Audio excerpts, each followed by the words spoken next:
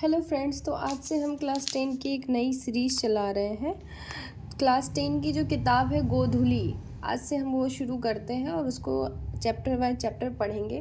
तो पहले जो किताब है वो मैं आपको दिखा देती हूँ। उसमें क्या है, फर्स्ट पेज में गदखंड के बारे में दिया हुआ है, लेखक और अध्याय। तो थोड़ा पहले उसको देख लेते हैं। पहला अध्याय है श्रम विभाजन एवं जाति प्रथा। श्रम विभाजन एवं जाति प्रथा के लेखक हैं भीमराव अंबेडकर। अब इसको जो याद करने का ट्रिक है दोस्तों, वो ये है कि सबसे ज़्यादा श्रम करते हैं, श्रम किसने किया था महाभारत में? तो सबसे ज़्यादा श्रम किया था भीम ने। उससे आप याद रखेंगे, श्रम विभाजन एवं जाति प्रथा के जो लेखक हैं वो भीमराव अंबेडकर हैं। उसके बाद विष के दांत, दूसरी जो कहानी है दोस्तों उसका नाम है विष के दांत। श्रम विभाजन एवं जाति प्रथा दोस्तों निबंध है, लेकिन विष के दांत कहानी है जिसके लेखक है नलिन बिलोचन शर्मा जी। अब देखो, किसी को भी जब सांप काटता है तो उसका शरीर जहरीला होने की वजह से नीला हो जाता है। तो विष से क्या हो जाता है? नीला हो जाता है। तो आप याद रखेंगे नलिन बिलोचन शर्मा। भारत से हम क्या सीखें, यह एक भाषण है दोस्तों जिसके लेखक है मैक्स मुलर जी।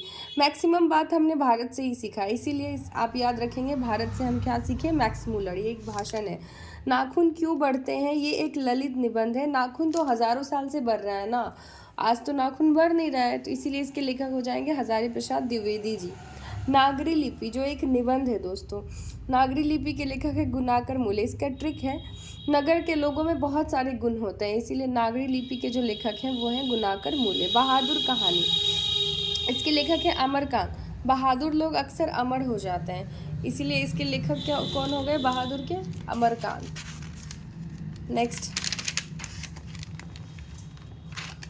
नेक्स्ट है परंपरा का मूल्यांकन। यह एक निबंध है दोस्तों जिसके लेखक है रामविलास शर्मा।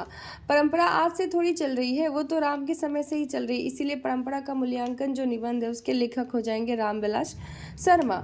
आठवां जीत जीत मैं निरखत हूँ, साक्षात्कार है, ये पंडित बिरजू महाराज का है। एक बार जो जीतता है वह राजा, बार बार जो जीतता है महाराजा। तो जीत जीत मैं निरखत हूँ, पंडित बिरजू महाराज। अभिन्यो जो कि एक ललित रचना है, अशोक वाजपेयी से है। और से अभिन्यो और से अशोक वाजपेयी। मछली कहानी विनोद कुमार शुक्ल जी ने लिखी है। महाराष्ट्र में सूरत में मछली का प्रचलन है। नौबत में इबादत खाने व्यक्तिगत चित्र है ये यतीन्द्र मिश्र। खाने मतलब जब होटल में खाते हैं तो खाने के बाद मिश्री देता है, तो उससे आप याद रखेंगे कि नौबत में इबादत खाने यतीन्द्र मिश्र होगा। शिक्षा और संस्कृति हो जाएगा दोस्तों शिक्षा शास्त्र, महात्मा गांधी की। इसको क्विक रिवीजन करेंगे। पहला,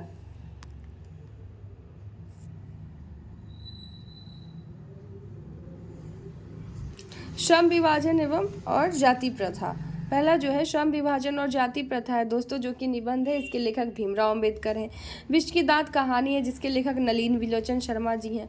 भारत से हम क्या सीखे, यह एक भाषण है जिसके लेखक मैक्स मुलर जी हैं। नाखून क्यों बढ़ते हैं, यह एक ललित निबंध है जिसके लेखक हजारी प्रसाद द्विवेदी हैं।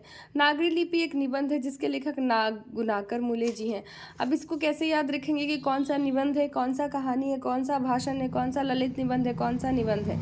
इसको याद रखने का तरीका ये है दोस्तों, श्रम विभाजन और जाति प्रथा एक निबंध है।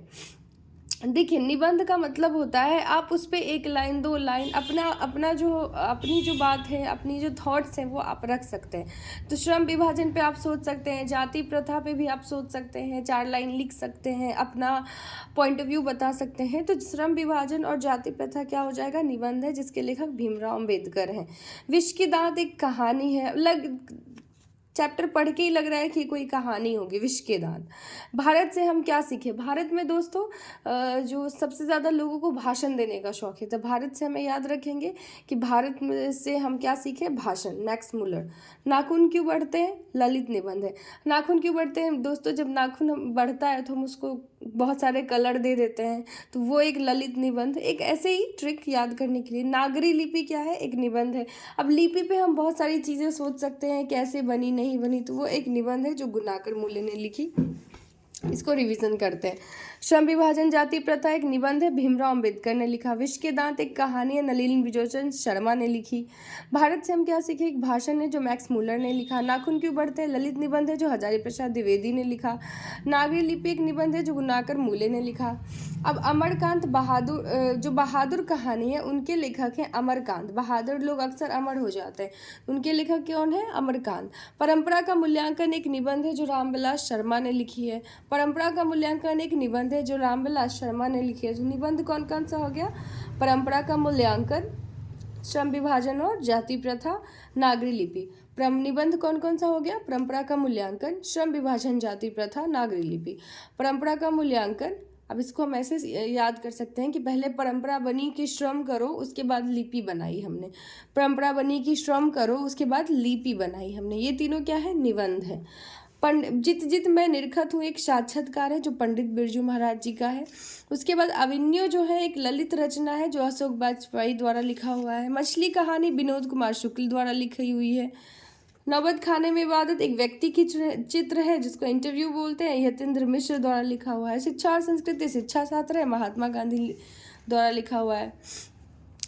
आशा करती हूँ आपको समझ आया होगा और आपको कुछ याद भी हुआ होगा। दोस्तों ये बहुत इंपॉर्टेंट होता है, इसको ऑब्जेक्टिव में पूछा जाता है। जैसे सवाल आता है कि श्रम विभाजन और जाति प्रथा क्या है, पहला ऑप्शन निबंध, दूसरा भाषण, तीसरा ललित निबंध, चौथा कहानी, चौथी जो कहानी। तो आपको ये ध्यान रखना होगा कि कौन सा निबंध है, कौन सा भाषण है, कौन सा ललित निबंध है, कौन सा ललित रचना है। तो आशा करती हूँ आपको याद हो गया होगा। Thank you.